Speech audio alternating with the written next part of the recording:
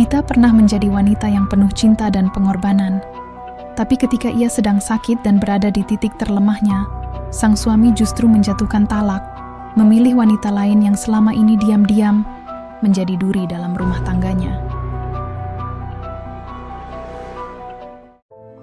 Bertahun-tahun berlalu. Di balik diam dan luka yang tak pernah sembuh, Dita membangun kekuatan, belajar dari setiap rasa sakit, hingga menjelma menjadi sosok yang tak terduga. Perempuan tangguh, mandiri, dan kaya raya. Hari yang ditunggu akhirnya tiba, pernikahan mantan suami dan selingkuhannya. Tapi Dita tidak datang membawa air mata. Ia datang dengan senyum, mengenakan gaun elegan, dan satu amplop kecil, berisi uang nafkah, yang dulu dianggap cukup untuk menyingkirkannya. Di hadapan para tamu, amplop itu menjadi saksi betapa hancurnya masa lalu dan betapa hebatnya kebangkitan seorang perempuan. Hari itu hujan turun pelan, seperti meniru hatiku yang remuk tapi diam. Udara dingin menusuk tulang, meski aku sudah berbalut selimut tebal. Aku hanya terbaring di kamar, tubuhku lemah, kepala berdenyut, dan tenggorokan rasanya seperti disayat-sayat. Sudah 2 hari aku tidak keluar kamar, hanya meneguk air putih dan menelan obat yang kutemukan di laci. Dari luar, terdengar suara kursi diseret. Mungkin Dimas, suamiku, baru pulang dari kantor. Tapi entah mengapa, langkah kakinya tak terdengar menuju kamar. Tidak ada ketukan lembut di pintu. Tidak ada pertanyaan singkat. "Sayang, kamu butuh apa?" Seperti dulu. Sekarang, suara itu hanya terdengar saat ia ingin tahu di mana dompet atau kunci mobilnya. Aku menunggu. Beberapa menit. Sepi. Lalu terdengar suara pintu depan dibuka kembali. Kemudian tertutup keras. Dia pergi. Aku menatap langit-langit kamar. Pandanganku kabur karena air mata yang tak terbendung lagi. Rasanya seperti ditikam pelan-pelan. Bukan karena tubuhku sakit, tapi karena hati ini sepi dan diabaikan, padahal aku sudah memberi segalanya untuk pernikahan ini. 3 tahun kami menikah. Di tahun pertama, semuanya terasa indah. Dimas perhatian, lembut, dan penuh kejutan kecil yang selalu membuatku tersenyum. Tapi semua berubah saat aku mulai sering sakit-sakitan. Dokter menyebutnya gangguan autoimun, penyakit yang tak kelihatan dari luar, tapi melumpuhkan dari dalam. Dimas, yang tadinya sabar, perlahan berubah dingin. Puncaknya, hari itu. Sekitar pukul 8 malam, pintu kamar diketuk keras. Aku berusaha duduk, tubuhku masih lemas. Tapi aku paksakan diri untuk membuka pintu, dan di sanalah Dimas berdiri, mengenakan jas lengkap, wajahnya kaku seperti batu. "Aku cuma mau ngomong sebentar," katanya tanpa tatap mata. "Ada apa?" Suaraku parau. Dia menghela napas panjang, lalu mengulurkan sebuah map coklat ke arahku. Aku menerimanya dengan tangan gemetar, membukanya perlahan, lalu menemukan selembar surat dengan tulisan mencolok di bagian atas. Gugatan cerai. Aku nyaris menjatuhkannya. "Apa ini?" Suaraku tercekat. "Aku sudah capek, Dit," jawabnya masih tanpa ekspresi. "Kamu selalu sakit. Aku juga punya hak untuk hidup tenang. Selama ini aku sudah cukup bersabar." "Cukup bersabar?" Aku tertawa kecil, getir. "Aku sakit, Mas. Aku nggak minta ini. Tapi kamu mau menyerah?" Dia mendengus. "Nggak cuman karena kamu sakit. Aku juga udah lama nggak merasa cocok. Kita sering nggak nyambung. Aku butuh pasangan yang bisa, ya, diajak maju bareng. Bukan yang terus-terusan jadi beban." Kata beban itu seperti palu godam menghantam dadaku. "Jadi aku ini beban buat kamu?" "Jangan baper. Aku cuma jujur. Kamu juga tahu, aku udah nggak pulang beberapa malam. Harusnya kamu sadar sendiri." Aku diam. Otakku menolak memahami kalimat itu, tapi hatiku sudah tahu artinya. "Kamu selingkuh?" Ia mengangkat bahu. "Aku lebih bahagia sama yang lain." Dia ngerti aku. Dia sehat, dia hidup. Bukan kayak kamu, yang tiap hari isinya cuman obat, keluhan, dan tidur. Dadaku sesak. Air mata mulai mengalir. Jadi ini semua karena dia? Dia tidak menjawab. Tapi dari sorot matanya aku tahu. Aku ingin marah. Aku ingin memaki. Tapi yang keluar dari mulutku hanya suara lirih. Aku pernah tidur di lantai rumah sakit demi jagain kamu waktu operasi usus buntu. Aku jual gelang emas satu-satunya biar kamu bisa bayar DP motor. Aku temenin kamu dari nol. Dan sekarang kamu balas kayak gini? Dia tidak bereaksi. Masih ada sisa uang di rekening. Kamu boleh pakai sampai proses perceraian selesai, katanya dingin. Aku nggak mau ribet, aku nggak akan rebut hak apapun. Lalu harga diriku kamu letakkan di mana? Dia hanya memalingkan wajah, lalu melangkah pergi tanpa pamit. Aku menutup pintu pelan, menjatuhkan tubuh ke lantai, dan menangis tanpa suara. Tak ada yang bisa kupegang lagi. Dunia seperti runtuh di atas kepalaku. Aku tidak hanya kehilangan suami. Aku kehilangan harga diri, harapan, dan masa depan. Malam itu, aku tidak tidur. Mata ini terbuka lebar, menatap langit-langit seperti menunggu petunjuk Tuhan. Apa yang harus aku lakukan setelah ini? Aku tidak punya siapa-siapa di kota ini. Orang tuaku sudah meninggal sejak lama. Kakakku tinggal di luar negeri. Teman-teman, semuanya sudah menjauh sejak aku mulai jarang bisa hangout karena kondisi tubuhku. Hanya satu yang tersisa. Aku sendiri. Esok paginya, aku berkemas. Beberapa pakaian, dokumen penting, dan sebotol air mineral. Tubuhku masih lemas, tapi aku tahu aku tak bisa tinggal di rumah itu lagi. Setiap sudutnya kini memuakan. Wajah Dimas terlalu membekas di setiap perabotan. Aku pergi tanpa pamit. Kuseret koper kecil menuju jalan, lalu naik angkot ke arah terminal. Dari sana, aku menumpang bus kota menuju sebuah rumah kos kecil yang dulu pernah kutinggali saat masih kuliah. Pemiliknya masih ingat aku. Untungnya. Wah Dita, ya Allah. Kamu kurusan banget nak. Kamu sakit ya? Tanya Bu Yaya, si empunya kos. Aku hanya tersenyum lemah. Boleh saya tinggal di sini lagi, Bu? Tentu. Kamar kosong ada 2. Ambil yang kamu suka. Tapi kamu beneran nggak apa-apa? Aku mengangguk pelan. Dan disinilah aku sekarang. Kembali ke titik nol. Tanpa suami. Tanpa harta. Tanpa rencana. Tapi entah kenapa, di tengah kehancuran ini, ada satu bagian dalam diriku yang berbisik lirih. Aku akan berdiri lagi. Bukan untuk dia, tapi untuk diriku sendiri. 2 minggu setelah surat cerai itu sampai di tanganku, aku resmi menjadi orang asing di rumah yang pernah kusebut rumah kami. Dimas, dengan entengnya, menyuruhku pergi. Katanya, rumah itu atas nama dia, bukan nama, berdua seperti yang dulu kami sepakati secara lisan. Ini bukan urusan hati, Dit. Ini legalitas. Rumah ini aku beli atas namaku. Jadi tolong, kamu jangan bikin susah. Katanya sambil menyilangkan tangan di dada. Seolah aku ini tamu tak tahu diri yang numpang hidup di rumahnya. Aku berdiri terpaku di tengah ruang tamu, koper kecilku di sisi kaki, tubuhku masih lemas karena penyakit yang belum sembuh sepenuhnya. Tapi semua itu tak lagi penting. Yang paling menyakitkan bukan tubuh yang melemah, melainkan kenyataan bahwa aku dibuang seperti barang usang. Mas, kita bangun rumah ini bareng-bareng. Aku ikut survei tanah, ikut milih cat dinding, ikut bersihin puing-puing waktu renovasi. Sekarang kamu mau bilang ini bukan rumahku juga? Dengar, Dit, jangan bawa perasaan. Aku udah cukup baik masih kasih kamu waktu tinggal sampai urusan cerai selesai. Tapi sekarang kamu harus pergi. Aku mau hidup tenang. Tenang? Orang macam apa yang bisa tenang setelah menjatuhkan hidup seseorang seperti ini? Aku menatap wajahnya yang kini terasa asing. Dimas yang dulu kucintai, kini berdiri di depanku sebagai lelaki yang hanya peduli pada kenyamanan dirinya sendiri. Aku pernah mencintai dia, pernah percaya padanya. Tapi hari ini, aku belajar. Cinta saja tak cukup. Akhirnya aku melangkah keluar dari rumah itu.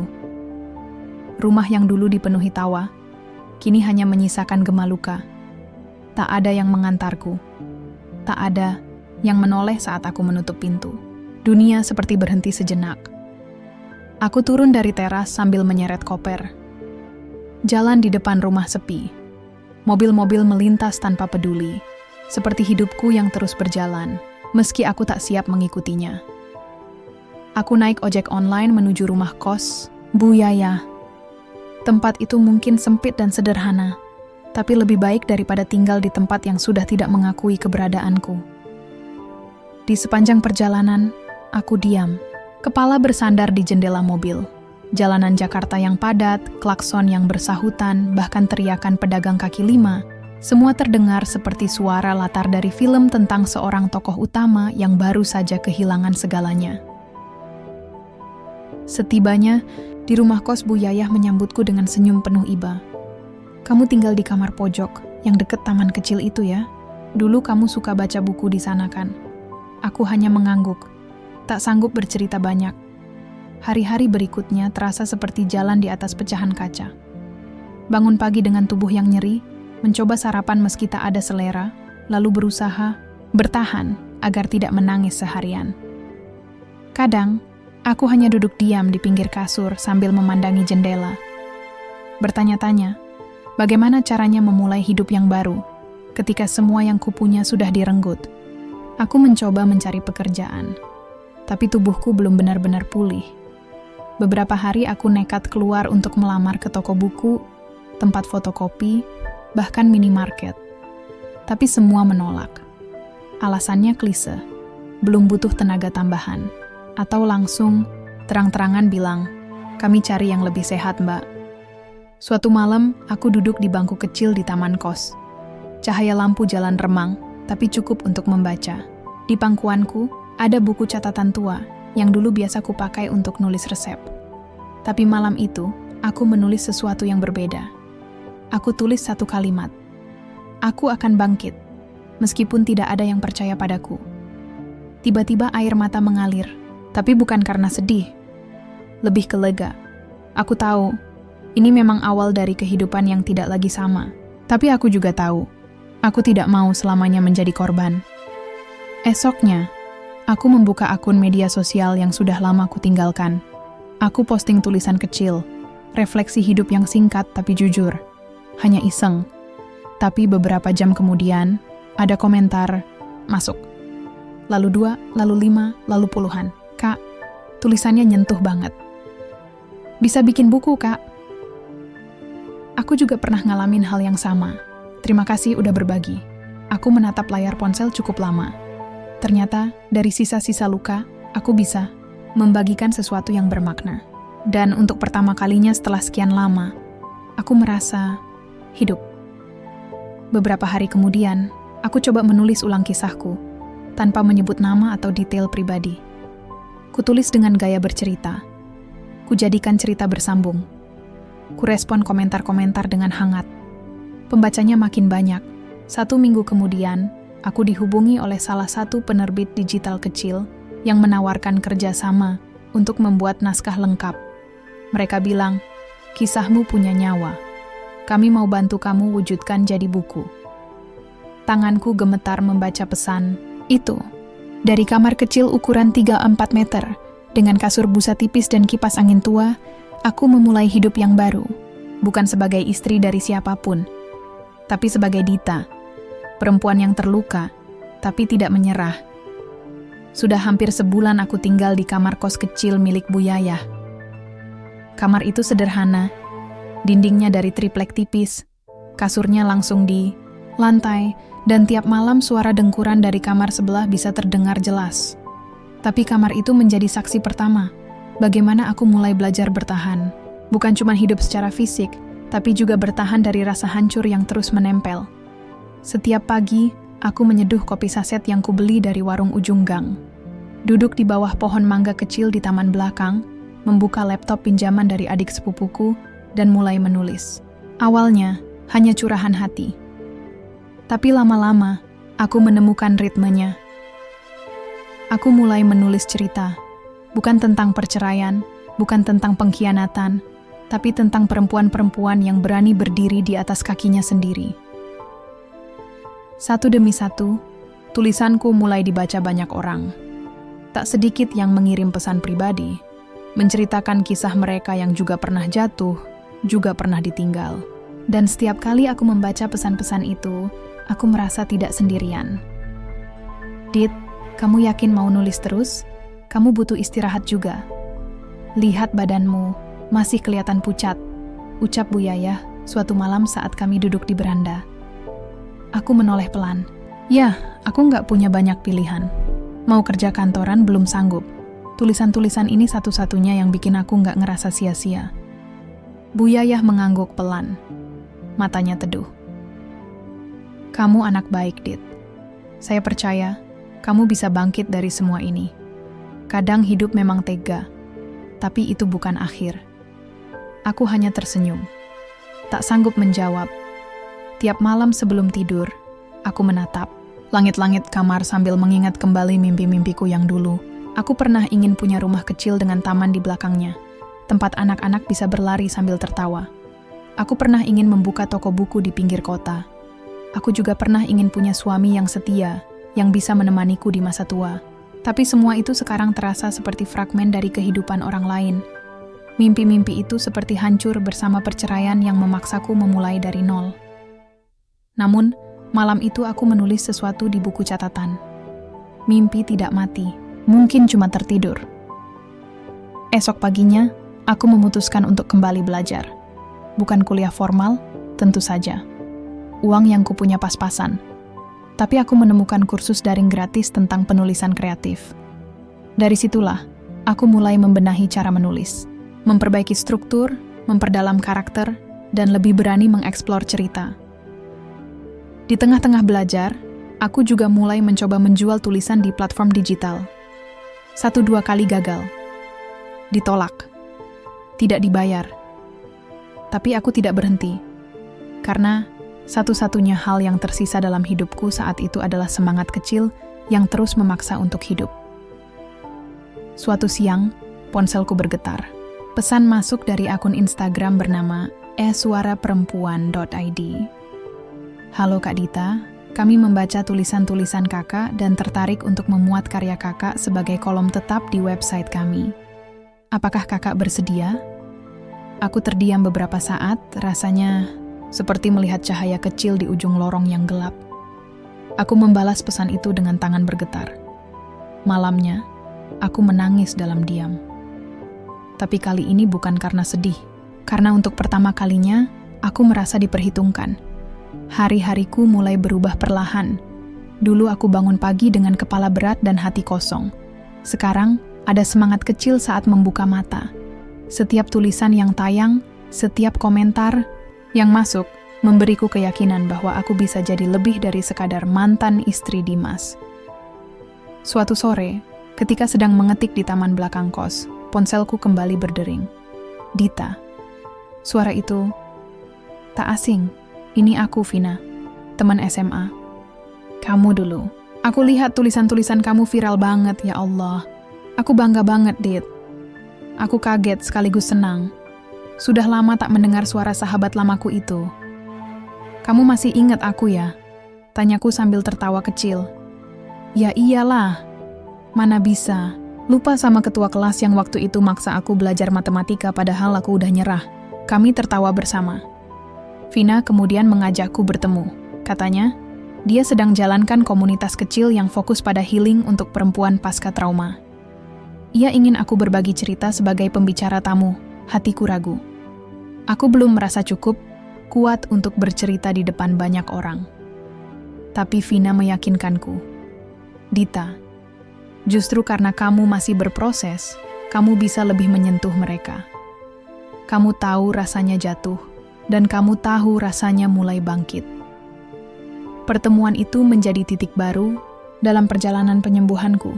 Untuk pertama kalinya, aku berbicara di depan umum. Suaraku sempat bergetar, tapi saat kulihat mata para perempuan yang menatapku penuh harap, aku tahu aku berada di tempat yang tepat. Namaku Dita. Aku bukan motivator, bukan ahli trauma. Aku cuman perempuan biasa yang pernah diselingkuhi, diceraikan, dan ditendang keluar saat sedang sakit. Tapi hari ini aku berdiri di sini. Bukan untuk meratapi masa lalu, tapi untuk bilang, kita semua bisa sembuh.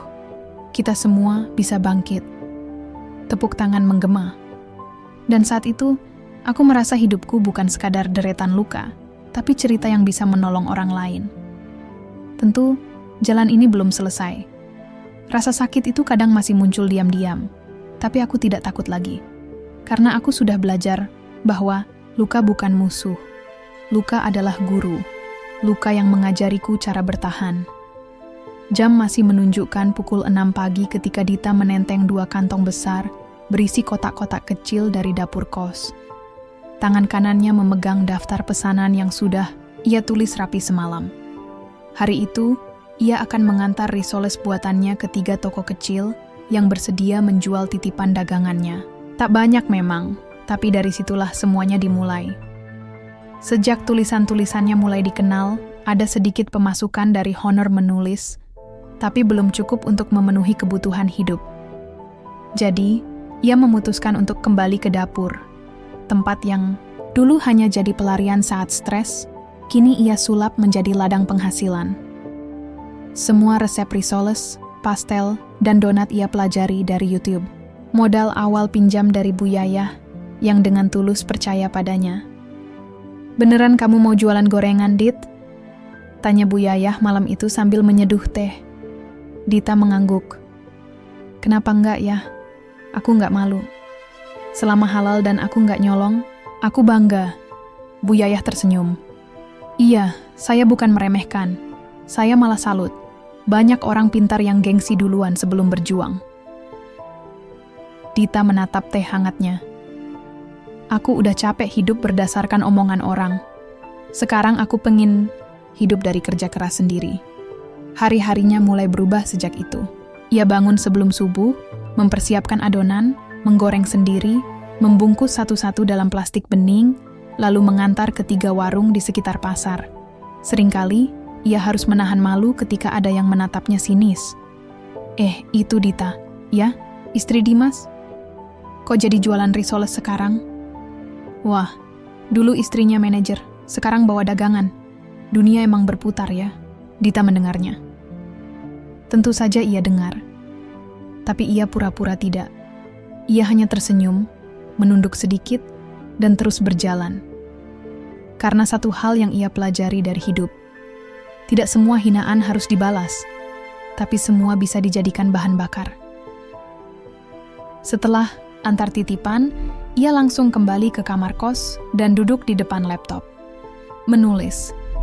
Entah itu artikel untuk website komunitas, cerpen untuk majalah online, atau sekadar ide-ide kecil yang kelak mungkin bisa jadi buku. Ia mencatat semua, menyimpannya rapi, bekerja keras di 2 bidang sekaligus, dapur dan tulisan. Beberapa hari kemudian, Vina kembali menghubunginya. "Dit, komunitas kita mau mulai bikin usaha sosial. Kamu tertarik nggak buat gabung? Kita butuh orang yang bisa handle logistik dan pengemasan produk." Dita sempat bingung. "Tapi aku nggak punya pengalaman bisnis." Vina tertawa. "Pengalaman kamu ngurus hidup sendiri udah lebih dari cukup. Lagian ini bisnis kecil. Targetnya bukan untung besar, tapi bantu perempuan kayak kamu dan aku untuk punya penghasilan sendiri." Akhirnya Dita setuju. Ia ikut mengelola usaha sosial kecil yang menjual hampers makanan buatan ibu-ibu korban KDRT dan perceraian. Tugasnya mulai dari menyusun jadwal produksi, mengatur pengiriman, sampai membuat konten promosi. Semua ia pelajari pelan-pelan, sambil jatuh bangun.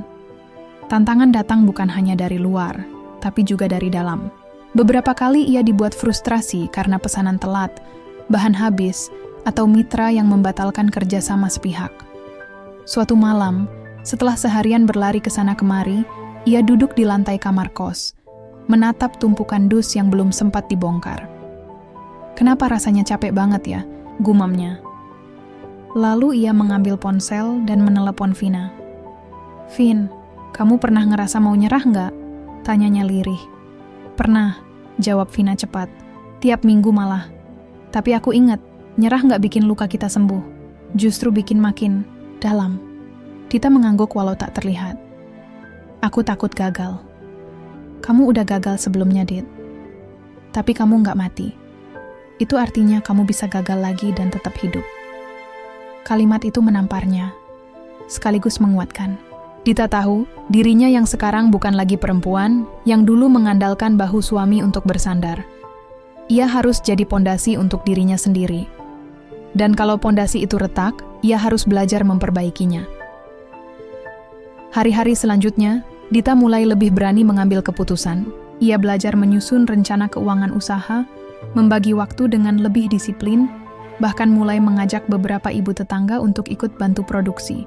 Mereka dibayar harian dengan sistem sederhana. Bu Rini, nanti bagian goreng donat ya. Ibu, Mila, bagian potong bahan. Saya bagian pengemasan, katanya suatu pagi. Mereka mengangguk, dan hari itu, rumah kos kecil di gang sempit itu terasa seperti pabrik kecil penuh harapan. Usaha hampers makanan pelan-pelan dikenal. Beberapa influencer lokal mempromosikannya. Bahkan, ada satu pesanan besar dari sebuah kantor pemerintahan untuk acara 17 Agustusan. Dita nyaris tak percaya ketika membacanya. "Lihat, Dit," seru Bu Yaya. "Namamu ada di surat pemesanan. Ini resmi." Dita tersenyum lebar. Tapi dalam hatinya, ia tahu, ini belum garis finish. Ini baru permulaan. Jalan masih panjang. Luka masih membekas. Tapi sekarang ia punya arah. Sore itu, saat matahari hampir tenggelam, Dita menulis lagi di catatan kecilnya. "Dulu aku kira aku hancur, tapi ternyata aku sedang dibentuk ulang." Dan proses itu memang menyakitkan. Ia menatap keluar jendela. Angin membawa aroma gorengan dari warung sebelah. Anak-anak kecil berlari di gang sempit sambil tertawa. Hidup terus berjalan. Dan kali ini, ia berjalan bersama. Dita berdiri di depan cermin usang di kamar kosnya. Kerudung biru tua yang ia kenakan sudah disetrika rapi, wajahnya dibubuhkan bedak tipis, dan di tangannya ada map coklat berisi proposal kerjasama. Hari itu ia akan bertemu seseorang dari komunitas UMKM lokal yang tertarik dengan usaha hampers makanan yang sedang ia kembangkan bersama ibu-ibu tetangga. "Bismillah," gumamnya pelan sebelum melangkah keluar. 4 bulan terakhir mengubah banyak hal dalam hidupnya. Dari yang semula hanya menjual risoles titipan, kini ia sudah memiliki tim kecil, sistem produksi sederhana, bahkan akun Instagram usaha yang mulai ramai peminat. Ia belum bisa menyewa ruko atau dapur produksi profesional, tapi pelan-pelan semua mengarah ke sana. Yang lebih mengejutkan, ia mulai sering diundang jadi pembicara kecil-kecilan. Mulai dari kelas daring untuk komunitas perempuan, diskusi online tentang UMKM, sampai undangan dari kampus swasta untuk berbagi pengalaman bangkit dari keterpurukan. Di sanalah, Dita menemukan versi dirinya yang baru. Ia tidak lagi gemetar saat bicara di depan orang. Ia tidak lagi takut ditolak. Ia juga sudah tidak merasa kecil saat menyebut masa lalunya. "Kalau dulu saya bisa sembunyi dari rasa malu, saya pasti masih di titik nol," katanya saat menjadi narasumber diskusi online bulan lalu. "Tapi saya memilih berdamai, meski berat." Pagi itu, pertemuannya dengan komunitas UMKM berjalan lancar. Dita menjelaskan produk hampers yang mereka jual, sistem kerja ibu-ibu yang tergabung, serta konsep sosial yang jadi nilai lebih. "Jujur aja Mbak Dita," kata salah satu perwakilan komunitas, "saya suka dengan cara Mbak memperjuangkan ini. Real. Nggak dibalut drama, nggak dibuat-buat. Kami butuh orang kayak Mbak untuk program pendampingan pelaku usaha di wilayah pinggiran. Bersedia?" Dita tak langsung menjawab. Ia terdiam sesaat, menghela napas, lalu tersenyum. "Kalau bisa bantu lebih banyak ibu, saya bersedia." Setelah pertemuan itu, Dita berjalan pulang dengan langkah ringan. Di halte kecil dekat warung, ia duduk sebentar sambil membuka ponselnya. Ada puluhan notifikasi. Pesanan baru, komentar di media sosial, dan satu pesan dari Vina. "Dit, kamu hebat. Tim kita makin banyak yang terbantu karena kamu. Terus maju, ya. Kamu pantas jadi pemimpin, bukan cuma korban." Dita terdiam membaca pesan itu. Ia dulu sering merasa menjadi orang yang kalah dalam hidup. Gagal mempertahankan rumah tangga, kehilangan kepercayaan diri, jatuh saat sakit. Tapi sekarang, ia tahu bukan dirinya yang kalah, tapi orang-orang yang meninggalkannya saat ia paling lemah. Setibanya di rumah kos, ia langsung menemui Bu Rini dan Ibu Mila yang sedang membungkus pesanan sore itu. "Bu, aku baru dapat kabar. Kita akan diajak kerja sama dalam program pendampingan usaha perempuan," katanya dengan semangat. "Serius, Dit?" tanya Bu Rini tak percaya. "Iya, tapi kita harus siap belajar lebih banyak. Ini bukan sekadar bikin donat dan risoles. Kita akan diajak untuk bikin sistem, mungkin pelatihan juga." Bu Mila tersenyum bangga. "Aku seneng banget lihat kamu sekarang, Dita. Waktu pertama kali datang ke sini, kamu pucat dan diem terus. Sekarang, kayak orang yang hidup lagi." Dita menatap mereka. Perkataan itu mengena. Ia memang hidup lagi. Setelah mati berkali-kali dalam batin, ia kini bernapas dengan lebih tenang. Luka di hatinya memang belum sepenuhnya sembuh, tapi kini tak lagi membusuk. Hari-hari berlalu makin cepat. Pesanan hampers makin ramai. Apalagi menjelang bulan puasa. Dita mulai bekerja sama dengan percetakan kecil untuk membuat desain kemasan yang lebih menarik. Ia juga menyusun jadwal pelatihan mingguan untuk ibu-ibu baru yang ingin bergabung. Salah satu malam, ketika ia sedang mengecek stok bahan di kamar, ponselnya berdering. Nomor tak dikenal. Ia ragu-ragu menjawab. "Halo?" sapanya pelan. "Dita?"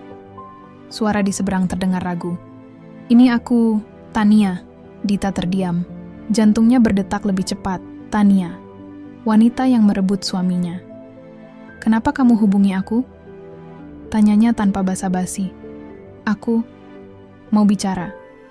Tapi kalau kamu nggak mau, aku ngerti." Dita menarik napas panjang. "Kalau kamu mau bicara baik-baik, aku siap dengar. Tapi jangan pikir kamu bisa merusak aku lagi. Aku bukan Dita yang dulu." Terdengar jeda cukup lama sebelum Tania menjawab. "Boleh kita ketemu? Sekali aja. Ada hal yang harus kamu tahu. Tentang Dimas." Nama itu disebut. Dita menahan napas. "Besok, jam 2. Di kafe seberang taman kota," kata Tania cepat sebelum telepon ditutup sepihak. Dita menatap ponselnya. Perasaannya campur aduk. Tapi satu hal yang pasti, ia sudah cukup kuat untuk menghadapi masa lalunya. Tidak untuk membalas, tapi untuk memastikan bahwa dirinya yang sekarang tak akan pernah lagi diinjak. Ia berdiri, menatap cermin. Kali ini ia tidak melihat wanita rapuh yang menangis dalam diam. Ia melihat pejuang, seorang perempuan yang memeluk luka, lalu menjadikannya pelindung. Dita baru saja selesai menyortir pesanan hampers ketika suara bel terdengar dari pintu depan. Sore itu, matahari mulai condong ke barat, menyisakan cahaya hangat yang mengintip dari sela-sela tirai. Ia berjalan ke depan, mengusap tangan di celemek, lalu membuka pintu. Seorang kurir berdiri di sana sambil menenteng amplop putih keemasan. "Untuk Ibu Dita ya?" tanya kurir itu sopan. "Iya, saya sendiri," jawab Dita, sedikit bingung. Kurir menyerahkan amplop itu lalu pergi. Tidak ada paket lain, hanya amplop mengkilap yang tampak mewah dan mencolok. Dita menutup pintu perlahan. Kembali, duduk di ruang tengah. Ia membuka amplop itu perlahan. Dalamnya ada kertas tebal berlapis ornamen emas, cetakan huruf timbul, dan sebuah nama yang menghentak jantungnya, Dimas and Tania. "Dengan penuh kebahagiaan mengundang Anda untuk hadir dalam hari istimewa kami." Tangan Dita gemetar. Matanya terpaku pada nama-nama itu. Dimas, mantan suaminya. Tania, perempuan yang dulu merebutnya dari pelukan rumah tangga yang sudah hancur pelan-pelan. Kini mereka akan menikah, resmi. Mengundangnya seolah semua luka adalah masa lalu yang bisa dilupakan begitu saja. Ia menghela napas panjang, memejamkan mata. Beberapa hari kemudian, Vina kembali menghubunginya. "Dit, komunitas kita mau mulai bikin usaha sosial. Kamu tertarik nggak buat gabung? Kita butuh orang yang bisa handle logistik dan pengemasan produk." Dita sempat bingung. "Tapi aku nggak punya pengalaman bisnis." Vina tertawa. "Pengalaman kamu ngurus hidup sendiri udah lebih dari cukup. Lagian ini bisnis kecil. Targetnya bukan untung besar, tapi bantu perempuan kayak kamu dan aku untuk punya penghasilan sendiri." Akhirnya Dita setuju.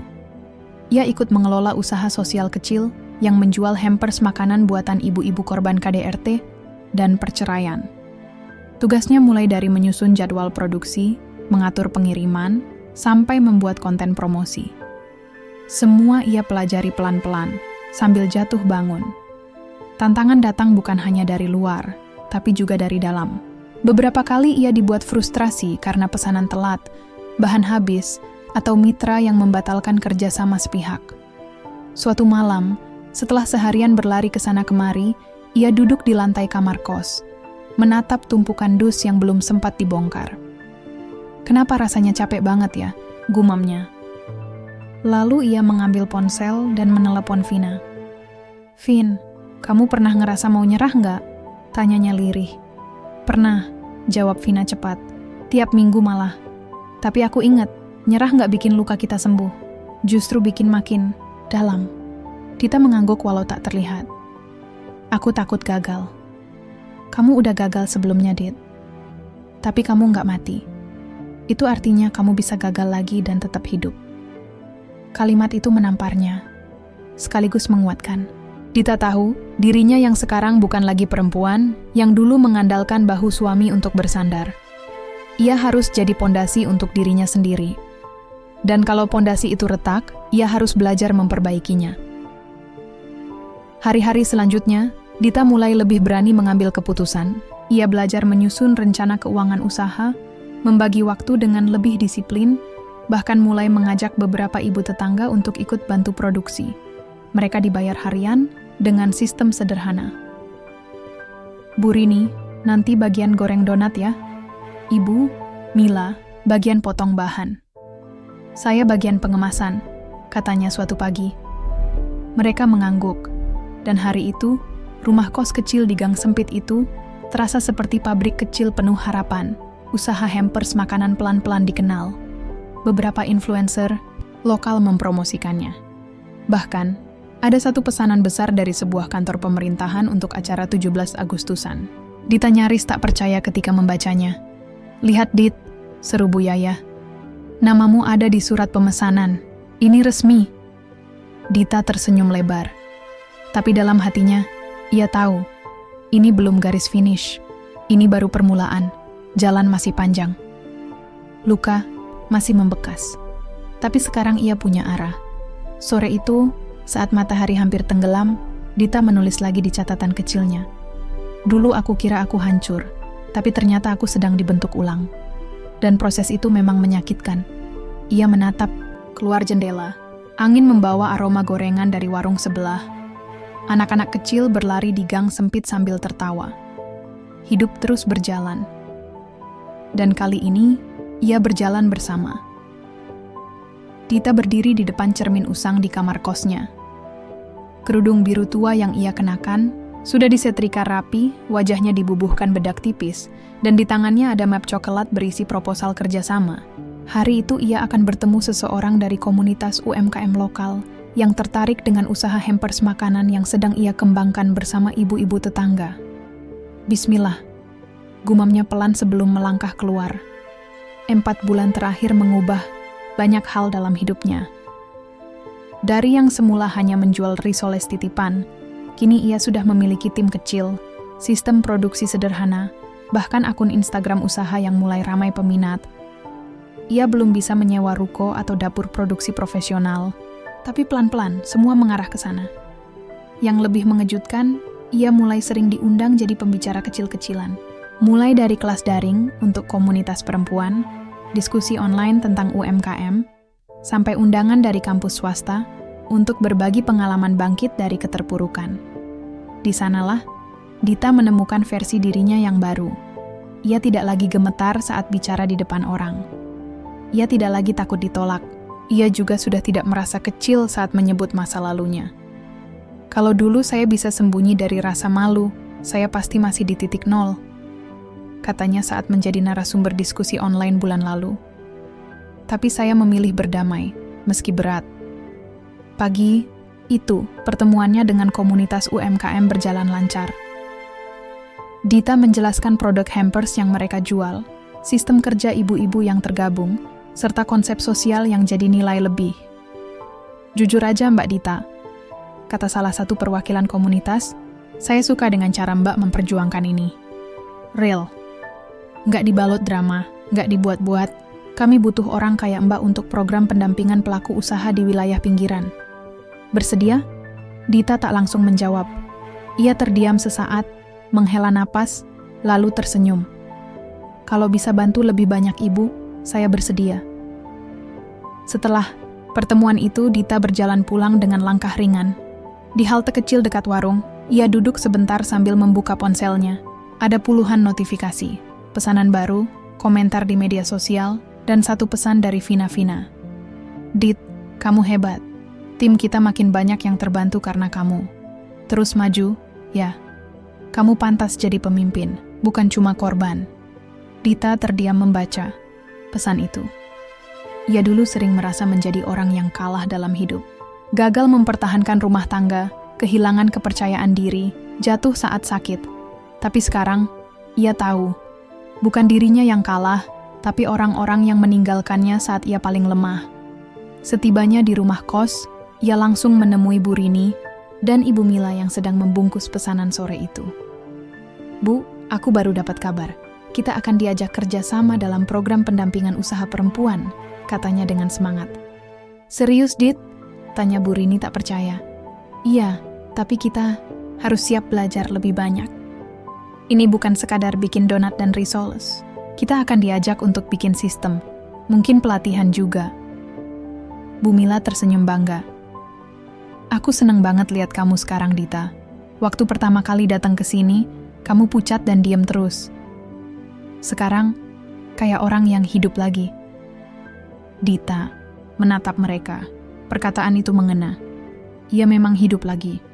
Setelah mati berkali-kali dalam batin, ia kini bernapas dengan lebih tenang. Luka di hatinya memang belum sepenuhnya sembuh, tapi kini tak lagi membusuk. Hari-hari berlalu makin cepat. Pesanan hampers makin ramai. Apalagi menjelang bulan puasa. Dita mulai bekerja sama dengan percetakan kecil untuk membuat desain kemasan yang lebih menarik. Ia juga menyusun jadwal pelatihan mingguan untuk ibu-ibu baru yang ingin bergabung. Salah satu malam, ketika ia sedang mengecek stok bahan di kamar, ponselnya berdering. Nomor tak dikenal. Ia ragu-ragu menjawab. Halo, sapanya pelan. Dita? Suara di seberang terdengar ragu. Ini aku, Tania. Dita terdiam. Jantungnya berdetak lebih cepat. Tania. Wanita yang merebut suaminya. Kenapa kamu hubungi aku? Tanyanya tanpa basa-basi. Aku mau bicara. Tapi kalau kamu nggak mau, aku ngerti. Dita menarik napas panjang. Kalau kamu mau bicara baik-baik, aku siap dengar. Tapi jangan pikir kamu bisa merusak aku lagi. Aku bukan Dita yang dulu. Terdengar jeda cukup lama sebelum Tania menjawab. Boleh kita ketemu? Sekali aja. Ada hal yang harus kamu tahu. Tentang Dimas. Nama itu disebut. Dita menahan napas. Besok, jam 2. Di kafe seberang taman kota. Kata Tania cepat sebelum telepon ditutup sepihak. Dita menatap ponselnya. Perasaannya campur aduk. Tapi satu hal yang pasti, ia sudah cukup kuat untuk menghadapi masa lalunya. Tidak untuk membalas, tapi untuk memastikan bahwa dirinya yang sekarang tak akan pernah lagi diinjak. Ia berdiri, menatap cermin. Kali ini ia tidak melihat wanita rapuh yang menangis dalam diam. Ia melihat pejuang, seorang perempuan yang memeluk luka, lalu menjadikannya pelindung. Dita baru saja selesai menyortir pesanan hampers ketika suara bel terdengar dari pintu depan. Sore itu, matahari mulai condong ke barat, menyisakan cahaya hangat yang mengintip dari sela-sela tirai. Ia berjalan ke depan, mengusap tangan di celemek, lalu membuka pintu. Seorang kurir berdiri di sana, sambil menenteng amplop putih keemasan. Untuk Ibu Dita ya? Tanya kurir itu sopan. Iya, saya sendiri, jawab Dita, sedikit bingung. Kurir menyerahkan amplop itu lalu pergi. Tidak ada paket lain, hanya amplop mengkilap yang tampak mewah dan mencolok. Dita menutup pintu perlahan. Kembali, duduk di ruang tengah. Ia membuka amplop itu perlahan. Dalamnya ada kertas tebal berlapis ornamen emas, cetakan huruf timbul, dan sebuah nama yang menghentak jantungnya, Dimas and Tania. Dengan penuh kebahagiaan mengundang Anda untuk hadir dalam hari istimewa kami. Tangan Dita gemetar. Matanya terpaku pada nama-nama itu. Dimas, mantan suaminya. Tania, perempuan yang dulu merebutnya dari pelukan rumah tangga yang sudah hancur pelan-pelan. Kini mereka akan menikah, resmi. Mengundangnya seolah semua luka adalah masa lalu yang bisa dilupakan begitu saja. Ia menghela napas panjang, memejamkan mata. 2 hari kemudian, ponselnya berdering. Nomor tidak dikenal lagi. Bu Dita? Suara di seberang terdengar serius. Ya, saya sendiri. Saya dari kantor pengacara Hartono & Rekan. Kami menerima tembusan dokumen dari Ibu dan kami ingin mengundang Ibu untuk pertemuan resmi dengan pihak auditor independen. Dita tersenyum kecil. Baik, kapan dan di mana? Sore itu, saat ia selesai menutup laptopnya, Vina datang membawakan bungkusan makanan. Aku lihat kamu kayak detektif akhir-akhir ini. Cerita dong, udah ngapain aja? Dita tertawa pelan. Cuman, ngerapiin yang harusnya diberesin dari dulu. Dan sekarang kamu mau kemana lagi? Tanya Vina curiga melihat Dita merapikan tasnya. Ada janji sama seseorang yang dulu pikir bisa ngubur aku selamanya. Vina menatapnya lekat. Kamu yakin ini nggak berlebihan? Dita menatap keluar jendela, lalu berkata, Enggak, Vin. Ini bukan buat nunjukin siapa yang paling benar. Tapi buat nunjukin, aku bukan perempuan yang bisa dibuang lalu diam. Dan malam itu, Dita pergi dengan 1 amplop terakhir di tangannya. Bukan berisi ancaman, tapi kunci untuk mengunci masa lalu. Ia tahu, setelah ini, tidak ada yang akan sama. Sabtu sore itu, langit Jakarta mendung. Tapi suasana di Hotel Bintang 5, yang berdiri megah di bilangan Sudirman jauh dari kata suram. Halaman depan dipenuhi mobil-mobil mewah. Tamu-tamu berpakaian glamor masuk bergantian, menyalami panitia, mengambil souvenir, lalu menuju ballroom utama yang sudah disulap jadi aula pernikahan bak dongeng modern. Di tengah hiruk-pikuk pesta, seorang wanita melangkah masuk dengan tenang. Tubuhnya tegap, langkahnya mantap, dan gaun putih panjang selutut membalut tubuh rampingnya. Ia tidak memakai mahkota atau permata mahal. Tapi setiap mata yang melihatnya langsung menoleh 2 kali. Siapa itu? Bisik seorang tamu perempuan. Cantik banget ya, kayak artis Korea, sahut temannya. Tapi bagi beberapa orang, wajah itu langsung memunculkan ketegangan. Itu bukan mantan istrinya Dimas? Suara pelan seorang rekan bisnis berbisik ke telinganya. Di antara semua yang hadir, hanya Dimas yang menegang total saat melihat Dita melangkah masuk dengan kepala tegak. Ia berdiri di panggung pelaminan, bersebelahan dengan Tania yang tersenyum kaku. Tatapan mereka saling bertemu. Dita tidak senyum, tapi sorot matanya cukup tajam untuk membuat Dimas kehilangan kata-kata. Dita tidak datang sendiri. Di belakangnya, 2 orang pria bersetelan jas mengikutinya. Mereka adalah perwakilan hukum dan auditor yang selama ini bekerja sama dengannya. Dita, ngapain kamu datang ke sini? Desis Tania saat Dita sudah berdiri hanya 5 meter dari pelaminan. Dita tidak langsung menjawab. Ia melangkah ke arah meja VIP yang berada tepat di depan panggung. Di sana duduk para tokoh penting, rekan bisnis, calon investor, dan orang-orang yang selama ini menjadi bagian dari citra sukses Dimas.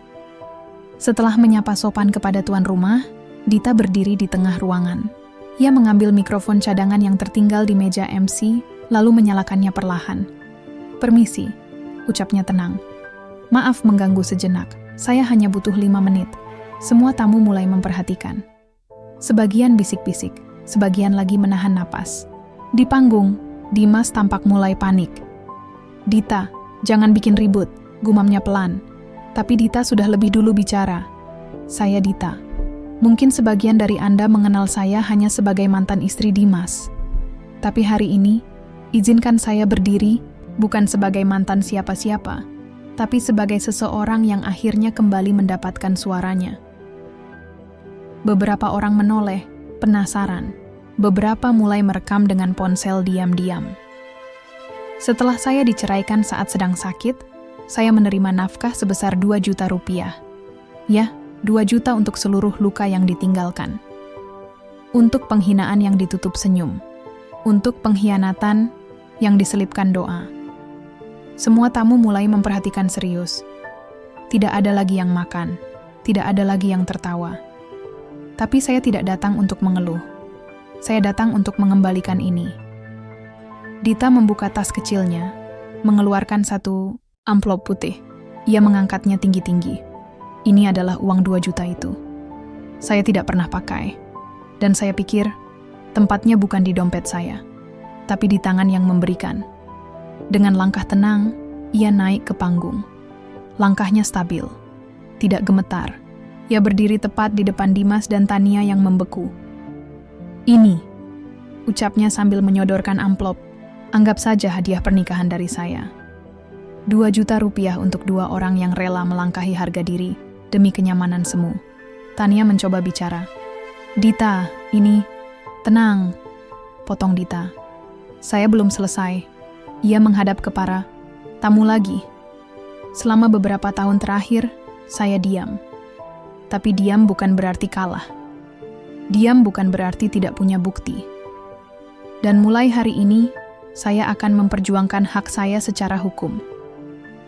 Dokumen-dokumen terkait penggelapan dana, pencemaran, nama baik, dan manipulasi rekening atas nama saya sudah berada di tangan pengacara. Dita menoleh kedua orang pria di belakangnya. Salah satu dari mereka langsung mengeluarkan map besar. Dan bagi Bapak Ibu yang selama ini menjadi bagian dari bisnis Dimas, mungkin Anda ingin tahu bahwa perusahaan itu selama ini memakai rekening fiktif atas nama saya untuk mengelabui laporan keuangan. Suara tamu-tamu langsung ramai.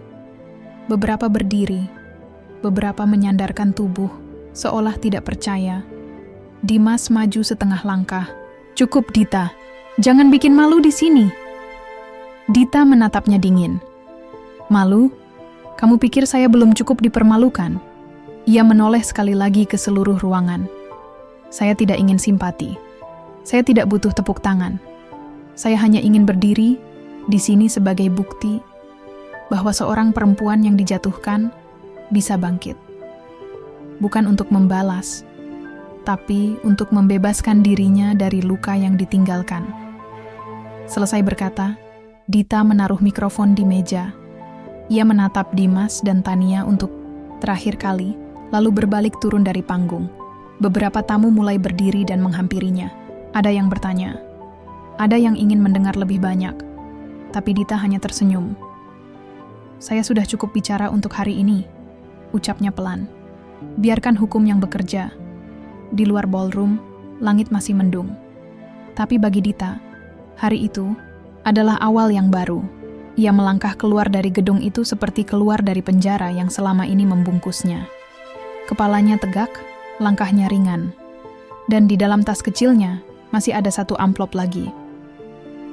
Amplop yang akan ia kirim besok pagi kepada mertua yang dulu ikut membuangnya tanpa rasa bersalah. Kegaduhan itu tak bisa dibendung. Musik pernikahan terhenti.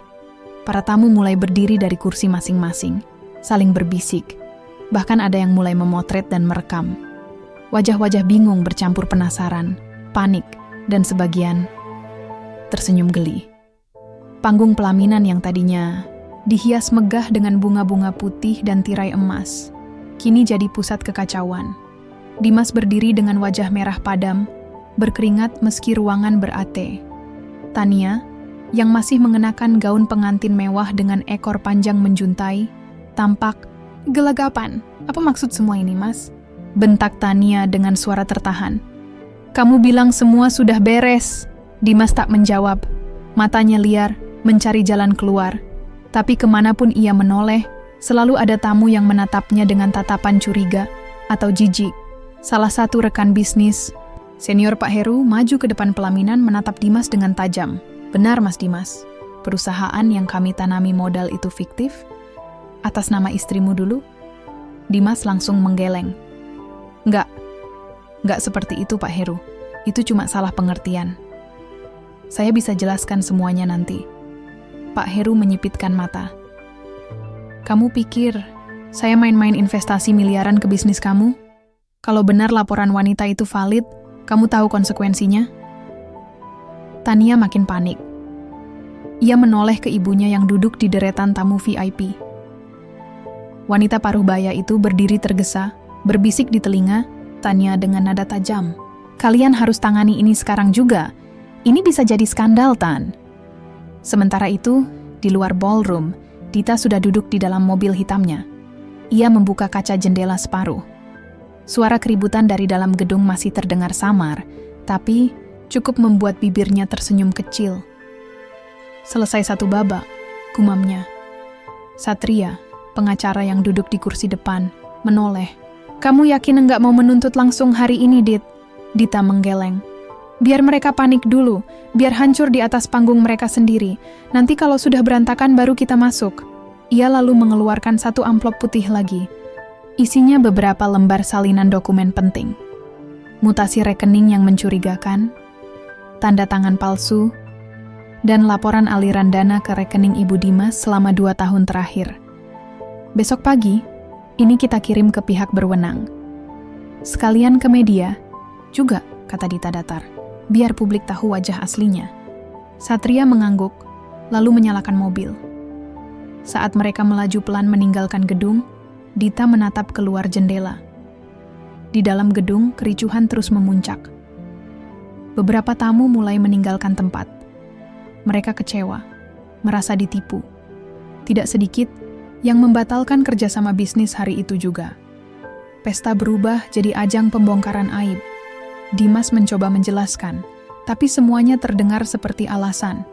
Sudah jelas nama perusahaan itu atas nama mantan istrimu, teriak salah satu tamu pria. Kalau nggak ada penipuan, kenapa kamu ceraikan dia diam-diam pas dia sakit? Dimas bungkam. Ia mencoba meraih tangan Tania, tapi perempuan itu malah melepaskannya dengan kasar. Jangan sentuh aku. Tania meledak.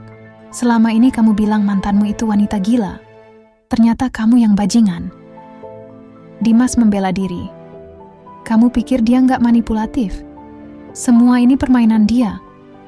Tania menatapnya dengan marah. Dia bawa bukti. Kamu tahu kan pengacara? Yang bareng dia itu siapa? Dia itu pengacara top yang biasa tangani kasus besar. Kalau dia sampai turun tangan, berarti ada sesuatu yang serius. Beberapa wartawan infotainment yang diam-diam hadir di pesta itu mulai merekam suasana. Mereka mencium aroma skandal besar. Bagi mereka, ini bukan sekadar pernikahan selebritas lokal, tapi kisah drama rumah tangga dengan intrik penggelapan dan balas dendam. Di malam hari, berita mulai beredar. Pernikahan pebisnis muda berujung ricuh, mantan istri bongkar aib di depan publik. Komentar netizen langsung meledak. Karma is real, bro. Respect buat mantannya. Nggak drama, tapi nendang. Baru kali ini lihat pengantin ditinggal tamu pas acara resepsi. Gokil. Dimas hanya bisa terduduk di kursi kamarnya yang sudah di-booking khusus malam pengantin. Ia memandangi layar ponsel dengan tangan gemetar. Notifikasi masuk bertubi-tubi dari bank, rekan bisnis, dan media. Beberapa akun media sosialnya langsung diserbu netizen. Ia mencoba menghubungi Tania, tapi perempuan itu menolak semua panggilan. Sementara itu Dita duduk di ruang kerja apartemennya. Matanya menatap layar laptop dengan tenang. Di depannya ada daftar nama-nama yang terlibat dalam manipulasi data perusahaan Dimas. Sudah saatnya dituntaskan, ucapnya. Ia membuka folder berlabel langkah terakhir, lalu menulis satu email baru. Penerimanya, kantor pajak, OJK, dan Salah, satu jurnalis investigasi terkenal. Sebelum mengirim, ia sempat melirik foto lamanya bersama Dimas di rak buku. Foto itu sudah lama pecah bingkainya, tapi hari ini, ia cabut dan buang ke tong sampah. Sudah cukup, Dit. Kamu bukan korban lagi, gumamnya. Email itu pun terkirim. Dita berjalan melewati lobi gedung tanpa menoleh ke belakang. Sepatu hak tinggi hitamnya beradu dengan lantai marmer yang mengkilap menimbulkan suara mantap di tengah keheningan. Para staf resepsionis yang tadi menyambut para tamu dengan senyum palsu, kini hanya bisa memandangi punggungnya yang tegak dan langkahnya yang tak goyah sedikit pun. Di luar, mobil sudah menunggunya. Satria, pengacaranya, langsung membukakan pintu. Wajah pria itu masih menyiratkan kekaguman. Semua sesuai rencana, katanya. Dita masuk ke dalam mobil tanpa banyak bicara. Ia melepas high heels-nya perlahan, menyandarkan kepala ke jok. Gaun hitam elegan yang ia kenakan malam itu masih sempurna. Tidak ada satu kerutan pun. Tidak ada noda. Seperti dirinya, yang kini sudah bersih dari luka. Media sudah mulai angkat. Berita, tambah Satria sambil menunjukkan layar ponselnya. Tagar mainan Dita bangkit trending di X. Dita hanya melirik sekilas. Biarkan saja, Satria mengangguk. Aku tahu kamu nggak cari panggung. Dari awal bukan soal panggung, Sat, ujar Dita pelan. Aku cuma ingin semua yang dulu diam. Sekarang, buka mata. Dulu mereka bilang aku berlebihan, lebay, nggak tahu diri. Sekarang, aku nggak perlu buktikan apa-apa lagi. Satria tersenyum. Kamu bukan korban lagi, Dit. Kamu sekarang pemenang. Dita tidak menjawab, tapi senyum tipis muncul di wajahnya. Senyum lega, bukan bangga, bukan juga congkak. Lebih pada rasa lapang. Seperti akhirnya bisa bernapas lega setelah sekian tahun tenggelam dalam luka yang dipaksa ditelan. Mobil melaju pelan meninggalkan gedung pernikahan yang kini sudah seperti bangunan sepi. Dita menoleh keluar jendela. Hujan tipis mulai turun, membasahi kaca. Tapi dalam hatinya, sudah tak ada lagi badai. Pagi harinya, Dita sudah duduk di ruang kerja kecil di apartemennya. Meja dipenuhi dokumen, laptop terbuka, secangkir kopi hangat mengepul di sisi kanan. Di layar laptopnya, puluhan email masuk dari media, undangan wawancara, bahkan beberapa tawaran kerjasama iklan dari brand besar. Semuanya ia abaikan. Ia membuka satu folder baru, lalu menuliskan satu judul, Langkah Baru. Satria tiba setengah jam kemudian, membawa kabar dari pihak berwenang. Investigasi resmi sudah dimulai. Laporan penggelapan diterima. Kita tinggal tunggu proses, katanya sambil meletakkan beberapa dokumen di meja. Dita membaca sekilas, lalu mengangguk. Bagus. Oh iya, Satria menambahkan sambil duduk di sofa. Dimas kabarnya keluar dari perusahaan sendiri. Sahamnya anjlok. Beberapa klien narik dana, termasuk dari luar negeri. Cepat juga, ucap Dita ringan. Dan Tania menghilang, katanya pulang keluar kota. Mungkin masih syok, tambah Satria sambil tersenyum miring. Kamu benar-benar membuat mereka nggak siap. Dita meletakkan cangkir kopi ke meja. Waktu mereka menyakiti aku dulu, aku juga nggak siap, Sat. Tapi mereka tetap melakukannya, kan? Satria menatapnya dalam. Kamu yakin ini sudah selesai? Dita menggeleng. Belum. Tapi aku nggak lagi hidup untuk balas dendam. Aku cuma pastikan mereka dapat apa yang pantas. Satria mengangguk. Dan langkah selanjutnya, Dita berdiri. Ia mengambil satu map coklat dari rak buku, lalu melemparkannya ke meja. Di dalamnya ada proposal proyek sosial, pemberdayaan perempuan korban kekerasan dan manipulasi finansial. Langkah selanjutnya, katanya mantap. Aku bantu perempuan lain yang pernah merasakan pahitnya ditindas orang terdekat. Satria menatap proposal itu, lalu menatap Dita. Kamu tahu, aku belum pernah lihat kamu setenang ini. Dita tersenyum. Karena aku bukan lagi Dita yang dulu. Ia berjalan ke arah jendela, membuka tirai, memandang keluar. Matahari mulai menyembul di balik. Awan, udara pagi masih segar. Dunia seolah menyambut babak baru hidupnya. Ponselnya berdering. Nama di layar, Mama Dimas. Ia menatapnya beberapa detik, lalu menekan tombol diam. Sudah tidak ada urusan lagi, tidak ada kepentingan. Dita berbalik, menatap Satria. Ada jadwal. Kosong hari ini, Satria mengecek tablet. 1 sore, tapi bisa digeser. Geser saja, aku mau ke rumah sakit. Periksa? Tanya Satria. Dita menggeleng. Bukan. Aku mau jenguk salah satu ibu yang dulu serumah denganku saat kemoterapi. Dia sekarang dirawat lagi. Aku janji bakal datang kalau sudah kuat. Satria hanya bisa tersenyum. Dita mengambil tas, berdiri tegak. Langkahnya ringan, tidak lagi dihantui masa lalu. tidak lagi dibayangi trauma. Ia tahu, ini belum akhir. Tapi, langkah kemenangannya bukan tentang menginjak orang yang menjatuhkannya. Bukan soal balas menyakiti, tapi tentang bisa berdiri dan berjalan lagi ke arah yang benar. Tanpa beban, tanpa drama. Di lift, seorang tetangga menyapanya. "Mbak Dita, lihat video kemarin nggak? Viral banget, semua pada ngomongin." Dita hanya tersenyum. "Nggak sempat nonton, banyak kerjaan." Pintu lift terbuka. Ia melangkah keluar. Di belakangnya, suara tetangga itu masih bergema. "Tapi keren banget, Mbak. Salut." Dita tak menjawab. Ia tak butuh tepuk tangan. Ia hanya butuh tenang. Malam itu, Dita duduk di balkon apartemennya, menikmati segelas teh chamomile yang sudah mulai dingin. Angin malam berhembus pelan, membawa aroma tanah basah setelah hujan tadi sore. Kota di bawah tampak tenang, lampu-lampu, kota berkelip seperti bintang. Namun, dalam hati Dita, ada semacam keheningan yang jauh lebih dalam. Ia tidak lagi disibukkan oleh kebisingan dunia luar, melainkan oleh suara-suara dari masa lalu yang datang begitu saja. Ia menatap ke depan, ke arah gedung-gedung tinggi yang mengelilingi kota. Waktu seolah berjalan lebih lambat malam ini. Tidak ada lagi kegelisahan seperti dulu. Tidak ada lagi ketakutan yang menguasai pikiran. Semua perasaan itu telah hilang, seiring dengan berjalannya waktu dan keputusan yang telah dibuatnya.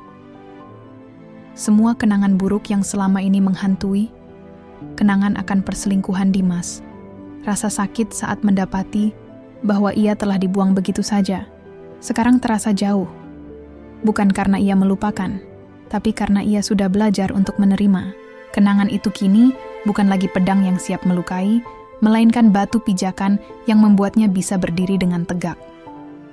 Kenapa selalu di saat yang tepat, kamu baru sadar? Dita bergumam pelan, bercermin pada dirinya sendiri.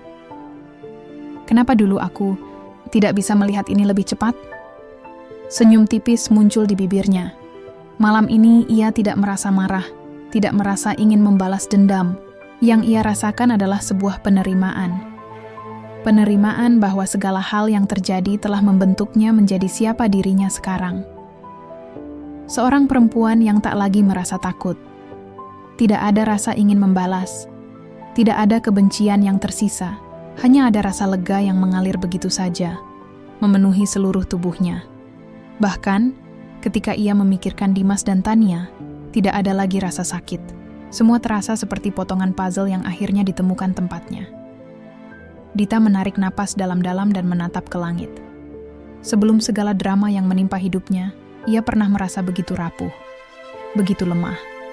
Tidak pernah menyangka bisa melalui semuanya. Tetapi kini, ia sudah berubah. Kalau waktu bisa diputar, apa yang akan aku ubah? Dita bertanya pada dirinya sendiri. Mungkin aku akan lebih tegas, lebih berani sejak awal. Tapi siapa yang tahu? Kalau aku tidak melalui semua itu, aku tidak akan pernah tahu kekuatan sejati yang ada di dalam diriku. Perlahan, matanya menutup. Ia teringat kembali pada masa-masa saat ia masih tinggal di rumah Dimas, di mana ia merasa tak berdaya. Saat itu, ia begitu takut kehilangan segala sesuatu yang telah ia bangun bersama Dimas. Namun, seiring berjalannya waktu, Dita menyadari satu hal penting. Kekuatan sejati seorang perempuan tidak datang dari apa yang dimiliki, melainkan dari apa yang ada di dalam dirinya. Ia teringat malam-malam ketika Dimas pergi bekerja, dan ia hanya duduk sendiri di ruang tamu, memikirkan masa depan yang suram. Betapa bodohnya ia saat itu. Begitu tergantung pada seseorang yang tidak pernah benar-benar peduli padanya. Ia sering bertanya-tanya, kenapa aku begini? Namun, sekarang ia tahu jawabannya. Karena aku belum mengenal siapa diriku sendiri. Dita tertawa pelan, tertawa pada dirinya yang dulu. Dulu, ia merasa kecil. Ia merasa terhina setiap kali Dimas berperilaku buruk padanya. Setiap kali ia mendengar desas-desus tentang perselingkuhan, ia merasa dunia runtuh. Tetapi sekarang, semuanya terasa berbeda. Semua itu telah berlalu. Jadi, siapa aku sekarang? Dita bertanya pada bayangannya sendiri. Ia tersenyum. Seorang perempuan yang telah menemukan kekuatan di tengah kejatuhan. Seorang perempuan yang kini tidak lagi takut untuk mengambil alih kendali hidupnya. Saat Dita merenung, suara ponselnya mengalihkan pikirannya. Ia menatap layar ponsel. Ada beberapa pesan masuk. Dari Satria, pengacara yang sudah cukup lama menjadi teman dekatnya. Dit, aku sudah atur jadwal pertemuan dengan klien yang kemarin. Mereka tertarik dengan proposal sosialmu. Dita tersenyum. Ia sudah tahu kalau langkah selanjutnya adalah mengarahkan hidupnya untuk memberi dampak positif, membantu mereka yang pernah merasakan apa yang ia alami. Ini adalah bagian dari proses penyembuhan, untuk mengubah rasa sakit menjadi kekuatan yang lebih besar.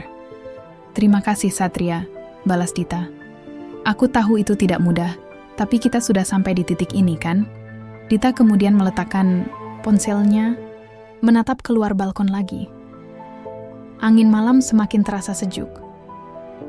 Kota ini, meskipun sibuk dan penuh hiruk-pikuk, kini terasa jauh lebih damai baginya.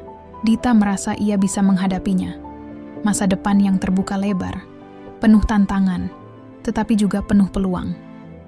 Semua yang ia lalui, dari masa lalu yang kelam, dari luka-luka yang dulu tak terobati, adalah alasan mengapa ia bisa berdiri seperti sekarang. Pasti akan ada tantangan lagi. Pasti akan ada hal-hal yang datang untuk menguji kekuatan barunya. Namun, Dita kini tahu bagaimana cara bertahan. Tak ada yang bisa mengalahkan seseorang yang sudah menemukan kedamaian di dalam dirinya. Katanya pelan pada dirinya sendiri. Aku sudah cukup. Dita sedang duduk di ruang kerjanya yang terang. Jendela besar di sampingnya memandangkan pemandangan kota yang sibuk, tetapi matanya tak benar-benar melihat apa-apa.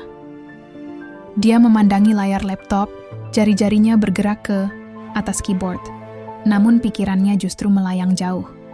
Sejak beberapa minggu terakhir, hidupnya terasa berubah lebih cepat dari yang ia bayangkan. Setelah peristiwa di pesta pernikahan Dimas, semuanya mulai teratur. Dita kembali sibuk dengan proyek-proyek sosialnya. Banyak relasi baru yang mulai muncul, dan orang-orang mulai mengenal namanya. Namun, meskipun semua itu berjalan dengan lancar, ada satu hal yang selalu mengganggunya, sebuah pertanyaan yang sulit untuk ia jawab. Apakah ia benar-benar merasa lengkap sekarang? Pikirannya kembali ke masa lalu, ke pria yang pernah mengisi hari-harinya, sebelum Dimas dan segala kepahitan itu datang. Laki-laki itu, Arka, sosok yang tak pernah benar-benar pergi meskipun mereka sudah lama berpisah. Arka adalah teman lama yang dulu selalu ada untuknya, sebelum semuanya berubah. Dia bukan orang yang bisa membuat Dita lupa akan segala kesakitannya, tapi ada sesuatu dalam diri Arka yang membuat Dita merasa tenang. Sebuah bunyi pesan masuk mengalihkan lamunan Dita. Pesan singkat itu datang dari Satria, pengacara yang sudah lama ia anggap teman. Dit, ada yang ingin berbicara denganmu. Dia ada di lobi. Dita merasa aneh. Siapa yang bisa datang tanpa pemberitahuan? Ia melirik ke arah jam tangannya. Sudah hampir jam 6 sore.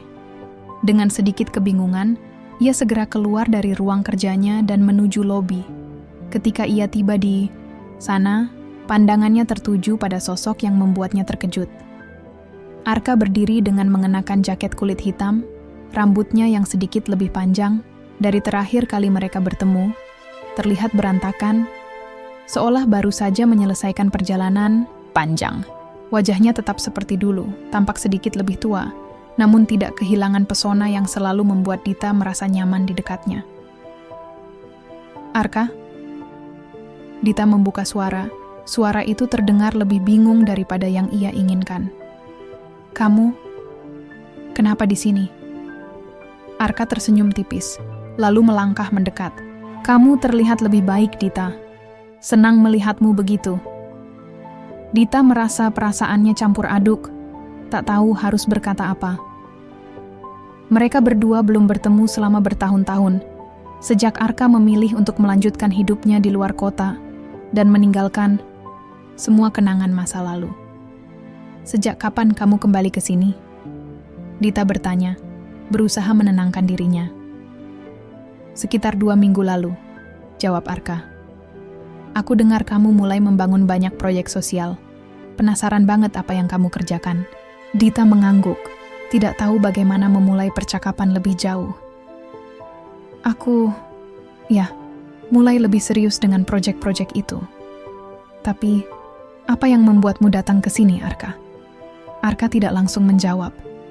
Ia hanya memandang Dita dalam diam beberapa detik, lalu mengeluarkan sebuah amplop coklat dari tasnya. Ada sesuatu untukmu. Arka menyerahkan amplop itu pada Dita. Dita menerima amplop itu dengan ragu, memeriksa isi di dalamnya. Setelah membuka, matanya tertuju pada selembar proposal kerjasama dari sebuah perusahaan besar yang ingin mendanai salah satu proyek sosial yang sedang ia jalankan. Proposal itu jelas menawarkan kerjasama yang menguntungkan, tetapi ada satu hal yang membuat Dita terkejut.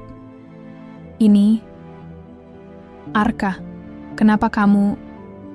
Dita mengalihkan pandangannya ke arah Arka, mencoba memahami apa yang baru saja ia niat. Karena aku ingin membantu, jawab Arka tanpa ragu. Aku tahu kamu sudah melakukan banyak hal dengan usaha sendiri. Tapi aku ingin menjadi bagian dari ini, Dita. Aku ingin kamu tahu. Aku percaya dengan apa yang kamu lakukan. Dan aku ingin mendukungmu. Dita terdiam sejenak, mencerna kata-kata Arka. Ia bisa melihat bahwa Arka bukan hanya ingin memberikan bantuan materi, tetapi ada niat yang lebih besar di balik kata-katanya. Sesuatu yang lebih dari sekadar kerja sama profesional. Arka, aku tidak tahu apa yang kamu harapkan. Dita akhirnya berkata. Suaranya sedikit ragu. Aku sudah terlalu banyak kecewa, dan aku tidak ingin terjebak dalam hubungan yang rumit lagi. Arka mengangguk, tampak mengerti. Aku tidak ingin menekanmu, Dita. Aku hanya ingin memberimu pilihan. Ini bukan tentang masa lalu, atau kita yang pernah ada, tapi tentang masa depan. Aku ingin berkolaborasi denganmu. Tidak ada yang lebih, tidak ada yang kurang. Dita masih diam, namun pikirannya berputar cepat. Proposal itu adalah peluang besar. Jika ia menerima, itu akan membawa perubahan besar pada proyek-proyeknya. Namun, itu bukan hanya tentang kerja sama bisnis. Dita tahu, ada sesuatu yang lebih dalam di balik tawaran Arka. Sesuatu yang ia sendiri belum siap hadapi. Arka, Dita menarik napas dalam-dalam. Aku tak tahu harus mulai dari mana. Aku masih harus mengurus banyak hal, dan aku belum tahu apakah aku siap untuk membuka ruang di hidupku untuk hal lain. Arka memandangnya, tidak terburu-buru. Aku tidak akan memaksamu, Dita.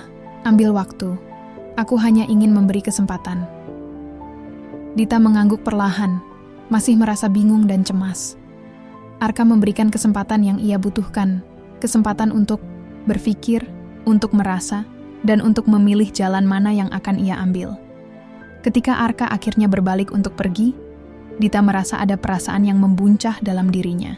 Bukan hanya tentang pekerjaan, tetapi juga tentang potensi hubungan yang bisa muncul kembali antara mereka. Namun, ia tahu ia tidak bisa terburu-buru. Setiap langkah harus dipikirkan dengan matang, termasuk langkah yang satu ini. Dengan hati yang berat, Dita kembali ke ruang kerjanya. Pikirannya dipenuhi dengan banyak hal. Peluang, masa depan, dan mungkin cinta baru. Tapi apakah ia siap untuk itu? Hanya waktu yang bisa menjawab. Dita berdiri di depan cermin besar di ruang ganti, memandangi dirinya sendiri dengan tatapan penuh perasaan. Hari ini berbeda. Hari ini adalah momen yang sudah lama ia nantikan.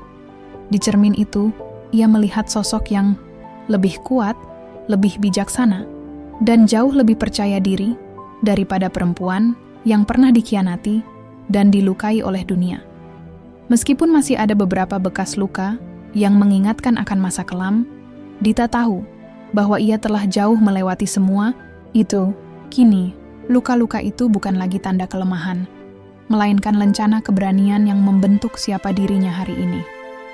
Ia mengenakan gaun hitam sederhana yang menampilkan sisi elegannya, dengan sedikit aksen pada kerah yang memberikan kesan anggun, namun tetap tegas. Rambutnya yang dulu sering tergerai liar kini diikat rapi, memperlihatkan keseriusan dalam dirinya. Matanya menyiratkan semangat yang baru. Hari ini ia akan berbicara, bukan hanya untuk dirinya sendiri, tetapi untuk banyak perempuan yang mungkin merasa seperti dirinya di masa lalu. Hari ini ia akan berbagi. Di luar ruang ganti, suara keramaian mulai terdengar. Dita bisa merasakan atmosfer ruang konferensi yang hangat, penuh harapan. Forum perempuan yang diadakan oleh sebuah lembaga sosial tempat Dita bekerja selama ini adalah tempat di mana perempuan dari berbagai latar belakang dapat berkumpul dan berbagi pengalaman hidup. Dan hari ini, Dita terpilih untuk menjadi pembicara utama.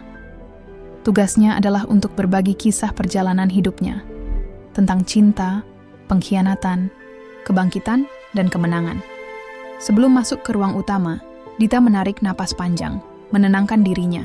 Ia tahu, ini bukan hanya soal berbicara di depan banyak orang, tetapi juga soal membuka hatinya untuk mengingat dan berbagi kisah yang selama ini disimpan rapat-rapat. Sebuah kisah yang bisa memberi kekuatan pada perempuan lain yang sedang berjuang. Dengan satu langkah mantap, ia melangkah keluar dan menuju panggung. Ruangan itu dipenuhi oleh ratusan wajah, beberapa di antaranya tampak penuh semangat, beberapa lainnya terkesan penasaran, tetapi semuanya fokus pada Dita. Ia berdiri di atas panggung, mikrofon di tangan, matanya menyapu kerumunan yang hadir. Ia tersenyum, dan suara lembutnya mulai terdengar. "Selamat pagi semuanya." Dita membuka pembicaraan dengan suara yang sedikit bergetar. "Saya di sini bukan untuk menunjukkan bahwa saya lebih kuat daripada kalian. Saya di sini untuk mengatakan bahwa saya juga pernah merasa rapuh. Bahkan lebih rapuh dari apa yang bisa kalian bayangkan." Ia berhenti sejenak, memberi ruang untuk penonton meresapi kata-katanya. "Saya dulu adalah perempuan yang sangat bergantung pada orang lain. Saya mencari kebahagiaan dalam pelukan seseorang, merasa bahwa tanpa cinta dan perhatian dari orang lain, saya tidak bisa menjadi siapa-siapa. Sampai akhirnya, saya dikhianati. Saya merasa hancur, seperti dunia ini tak ada artinya lagi.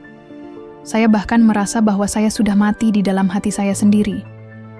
Beberapa orang di depan Dita mulai menyeka air mata, seakan mereka bisa merasakan kesakitan yang pernah ia alami. Dita menghela napas panjang, matanya menerawang jauh seolah kembali ke masa lalu. Ia tahu, untuk menyembuhkan dirinya, ia harus menghadapinya lagi. Tetapi kali ini, ia tidak merasa takut. Luka itu, meskipun masih ada, kini terasa lebih ringan. "Tapi satu hal yang saya pelajari," lanjut Dita, "ketika kita merasa paling terpuruk, kita seringkali menemukan kekuatan yang tak pernah kita sadari sebelumnya. Saya bangkit, bukan karena saya harus, tetapi karena saya ingin. Saya ingin menjadi perempuan yang tidak hanya hidup untuk dirinya sendiri, tetapi juga untuk memberi inspirasi bagi orang lain."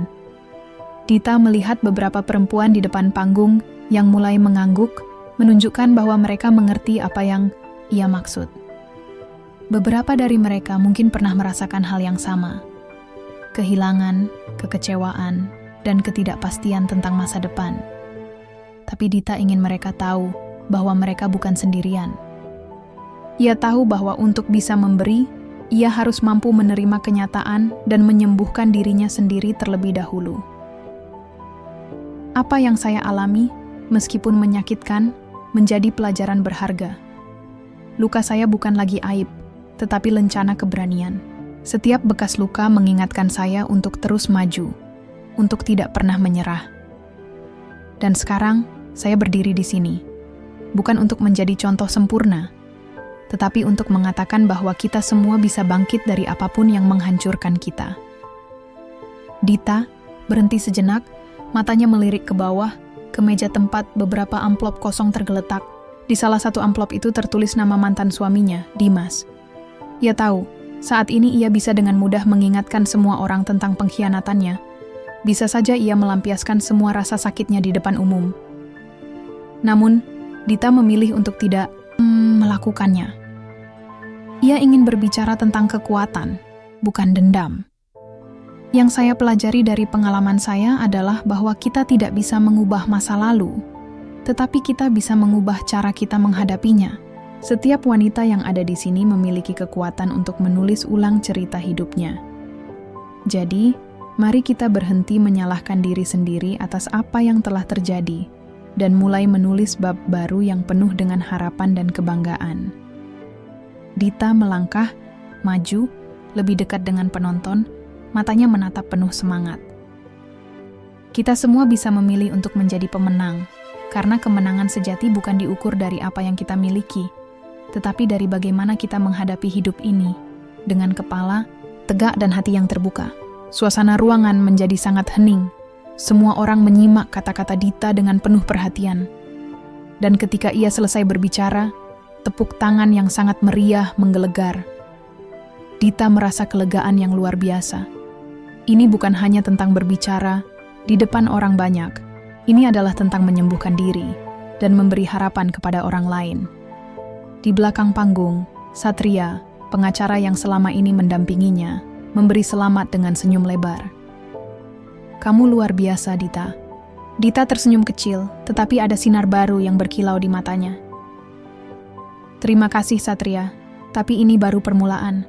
Aku punya banyak hal yang harus dilakukan, dan aku ingin melakukannya dengan cara yang benar. Dita sedang duduk di kafe kesukaannya, sebuah tempat yang tenang di tengah kota. Pagi itu, sinar matahari yang masuk melalui jendela besar memberikan nuansa hangat pada ruang tersebut. Ia duduk di sudut, menikmati secangkir kopi sambil memandang pemandangan luar. Semua terasa damai, sebuah ketenangan yang sulit didapatkan beberapa waktu lalu. Namun, ketenangan itu tiba-tiba terganggu oleh suara notifikasi ponselnya. Dita menoleh dan melihat nama yang sudah lama ia hindari muncul di layar ponselnya. Dimas sejenak, ia hanya menatap layar itu, perasaan campur aduk di dalam dadanya. Nama itu selalu mengingatkan pada masa lalu yang penuh dengan pengkhianatan dan kesedihan. Namun, Dita tahu bahwa dirinya sudah jauh lebih kuat sekarang. Setelah sekian lama, apakah ia benar-benar ingin membuka pintu itu lagi? Ponsel terus bergetar. Dita menekan tombol untuk melihat pesan yang masuk. Dimas. Dita. Aku tahu ini mungkin sudah terlambat untuk meminta maaf, tapi aku harus mengatakan ini. Aku telah kehilangan segalanya. Bisnisku bangkrut, reputasiku hancur, dan aku tidak tahu harus berbuat apa. Aku memohon padamu untuk memberi kesempatan satu kali lagi. Dita meletakkan ponselnya di atas meja. Suasana menjadi sunyi, hanya terdengar suara musik lembut di kafe itu. Ia merenung, mengingat kembali saat-saat bersama Dimas, kenangan tentang cinta yang dulu penuh gairah, tapi akhirnya berakhir dengan pengkhianatan yang tak termaafkan. Dita bukanlah wanita yang mudah dibohongi lagi. Ia sudah melewati banyak hal untuk bisa berdiri tegak seperti sekarang. Ia tahu bahwa hidupnya tak akan pernah kembali seperti semula, dan itu justru adalah pilihan terbaik yang bisa ia buat. Kehidupannya sekarang jauh lebih stabil, lebih bahagia, dan lebih penuh makna. Apa yang Dimas ingin katakan sekarang tidak lagi mengubah apa-apa. Ponselnya bergetar lagi. Kali ini, Dita membuka pesan suara yang baru saja masuk. Dimas. Dita, tolong dengarkan aku.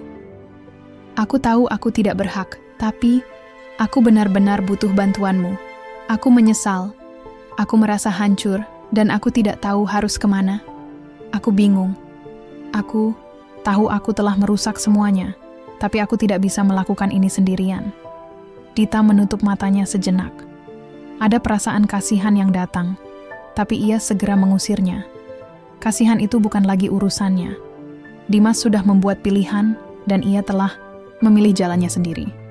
Ia kemudian mengetikkan pesan balasan dengan tenang, tanpa ada sedikit pun emosi yang tergambar di wajahnya. Dita. Dimas. Aku tidak bisa membantumu lagi. Aku sudah jauh melangkah, dan aku tidak akan kembali ke masa lalu. Apa yang terjadi, sudah terjadi. Aku harap kamu bisa belajar dari kesalahanmu. Semoga kamu menemukan jalanmu sendiri. Pesan itu terkirim. Dita memandang ponselnya, merasa lega. Ada banyak hal yang harus ia lepaskan, dan salah satunya adalah perasaan terhadap Dimas. Ia tidak lagi merasa marah, tetapi juga tidak merasa sedih. Semuanya sudah berakhir, Dan sekarang saatnya untuk melangkah lebih jauh. Beberapa saat kemudian, Dita meneguk kopinya, merasakan kehangatannya mengalir masuk ke dalam tubuh. Ia tersenyum, berusaha mengingatkan dirinya untuk terus maju. Dimas adalah bagian dari masa lalu yang kini sudah selesai. Ia sudah selesai dengan semuanya. Namun, pikiran Dita tak bisa sepenuhnya tenang. Keputusan Dimas untuk menghubunginya bukan sekadar permintaan maaf biasa. Ada sesuatu yang lebih dalam yang coba disampaikan. Dita tahu betul bahwa ketika seseorang yang pernah sangat dekat dengan kita mengalami kejatuhan, akan selalu ada rasa ingin tahu, bahkan rasa kasihan yang datang begitu saja. Tetapi ia menepisnya dengan tegas. Mungkin Dimas baru menyadari betapa besar peran Dita dalam hidupnya setelah ia merasakan kehilangan. Bisnis yang runtuh, reputasi yang hancur, semua itu bukan hanya masalah materi. Itu adalah cerminan dari siapa Dimas yang sebenarnya. Laki-laki yang dulu begitu percaya diri, ternyata rapuh dan penuh ketakutan ketika semuanya runtuh. Dita tidak ingin menjadi bagian dari kegagalan itu. Ia sudah cukup dengan semua drama, kebohongan, dan pengkhianatan yang ditawarkan hidup bersama Dimas. Kini, Dita hanya ingin fokus pada dirinya sendiri, pada apa yang bisa ia capai, pada orang-orang yang benar-benar menghargainya. Tak lama setelah pesan itu terkirim, Dita merasakan ketegangan di dalam dirinya sedikit reda. Tertawa kecil, ia kembali menatap pemandangan di luar jendela dan mencoba menikmati ketenangan yang jarang didapatkannya. Tetapi, ia tahu bahwa perjalanan hidupnya masih panjang, dan setiap langkah yang ia ambil ke depan akan semakin jauh dari masa lalu yang menyakitkan. Lalu, ponselnya kembali bergetar. Kali ini, ada pesan masuk dari Satria. Satria, Dita, kamu sudah dengar kabar terbaru tentang Dimas? Bisnisnya bangkrut total. Orang-orang mulai menghindarinya, dan dia dikelilingi oleh utang. Mungkin sekarang dia benar-benar merasakan apa yang dulu kamu rasakan. Aku cuma ingin bilang, aku bangga padamu. Kamu sudah jauh lebih kuat sekarang. Dita tersenyum. Kata-kata Satria membuatnya merasa lebih kuat. Ia mengangguk pelan, meyakinkan dirinya bahwa semua yang telah terjadi, semua yang ia alami, akhirnya membentuk dirinya menjadi pribadi yang lebih tangguh. Dita, terima kasih Satria. Aku tidak akan pernah kembali ke sana. Aku sudah cukup. Dengan itu, Dita menyimpan ponselnya kembali ke dalam tas, menikmati secangkir kopi terakhir sebelum ia meninggalkan kafe itu. Kehidupan baru menunggunya di luar sana. Tidak ada lagi ruang untuk masa lalu yang kelam. Kini, ia hanya fokus pada langkah-langkahnya ke depan. Dita berdiri di tepi jendela kamar apartemennya, memandang dunia di luar dengan pandangan yang lebih tenang. Kota itu, dengan hiruk-pikuknya, tidak lagi mengganggu dirinya. Ia merasakan kedamaian yang sulit ia temukan selama bertahun-tahun hidupnya yang penuh dengan pergolakan. Setiap pagi, setiap langkah, kini terasa lebih ringan. Hidupnya adalah miliknya sepenuhnya, tanpa ada yang menguasainya, tanpa ada yang membebaninya. Pandangannya tertuju pada gedung-gedung tinggi yang menjulang, langit yang cerah, dan suara bising, kendaraan yang terdengar samar. Semua ini adalah simbol dari kehidupan baru yang telah ia bangun. Begitu banyak hal yang sudah ia lewati, dan kini ia bisa merasakan kebebasan yang sejati. Kehidupan Dita yang dulu penuh dengan air mata, kebohongan, dan pengkhianatan kini terasa jauh sekali.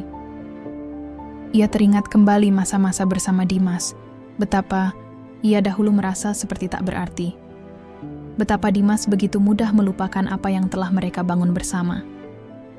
Namun, ia tidak lagi membenci Dimas. Sebaliknya, ia merasa berterima kasih atas semua yang telah terjadi. Kepergian Dimas, segala pengkhianatannya, telah mengajarkannya tentang kekuatan yang ia miliki dalam dirinya sendiri.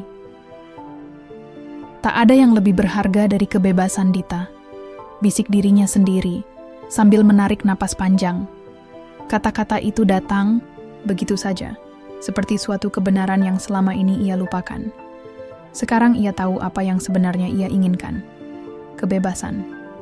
Kebebasan untuk hidup sesuai dengan pilihannya sendiri, tanpa ada bayang-bayang masa lalu yang mengekangnya. Tiba-tiba, Ponselnya bergetar di atas meja. Dita menatap layar dan melihat nama yang tak asing. Satria. Satria adalah teman baiknya. Orang yang selalu ada saat ia merasa rapuh. Mungkin lebih dari itu, Satria telah menjadi salah satu orang yang membuat Dita merasa diterima dan dihargai kembali setelah sekian lama. Dita membuka pesan yang masuk. Satria. Dita, aku baru saja mendengar kabar tentang Dimas. Bisnismu sudah hancur. Total, kan? Aku tahu kamu pasti merasa lega karena akhirnya bisa lepas dari masa lalu yang menjeratmu begitu lama. Aku bangga padamu. Dita tersenyum tipis, lalu mengetik balasan singkat. Dita. Terima kasih, Satria. Ini memang perjalanan panjang, tapi aku sudah jauh lebih kuat sekarang. Aku merasa bebas. Pesan itu terkirim, dan Dita merasa sedikit lebih ringan. Ia tak perlu lagi menjelaskan segalanya.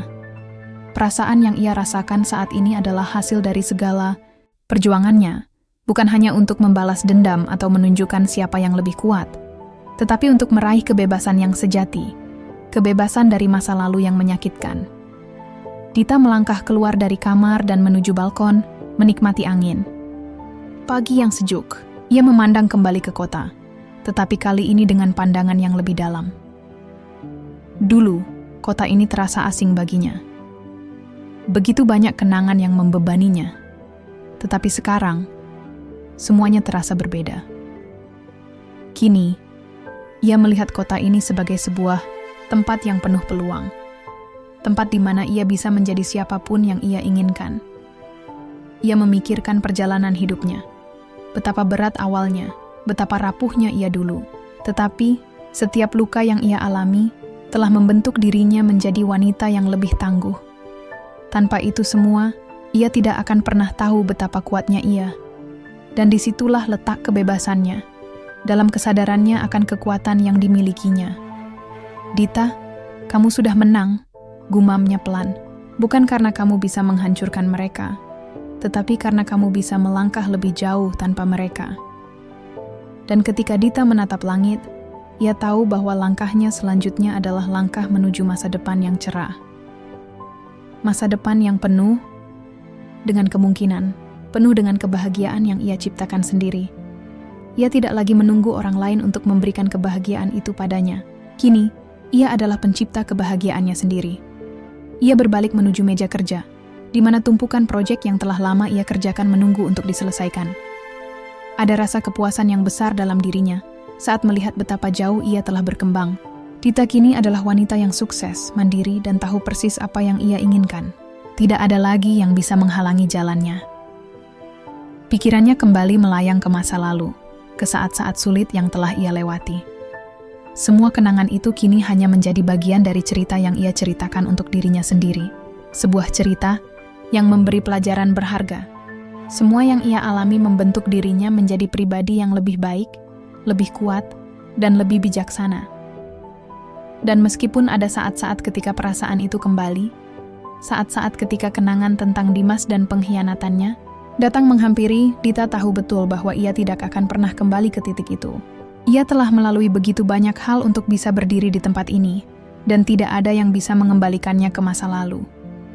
Waktu untuk melangkah ke depan, pikir Dita sambil menarik napas dalam-dalam. Di luar sana, kehidupan menunggu, dan Dita sudah siap menyambutnya.